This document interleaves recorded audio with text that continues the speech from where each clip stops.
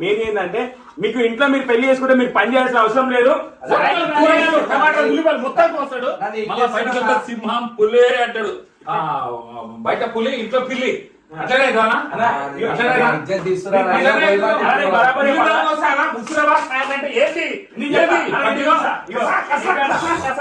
కోళ్ళకి వస్తావు, కసా కసా కసా అని మేకలకు వస్తావు, ఇప్పుడు ఉల్లి బాగా వస్తున్నాడు.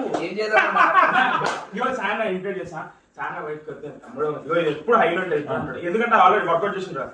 ఆ తమ్ముడు బాయ్ నమస్తే బాయ్ మామూలుగా చేస్తారు రారిపోయా మీరు అన్నా వచ్చున్నారు వచ్చున్నారు అంటాడు. అదే ఇంట్లో రేపు పొద్దున ఏం చేస్తా తెలుసా,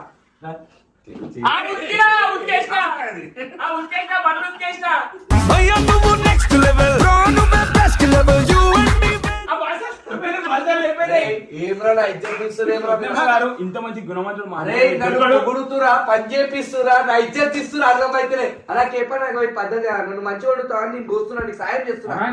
నువ్వు అంత ఏడవలసిన అవసరం లేదు, నీకోసం మంచిగా చెప్తున్నాం.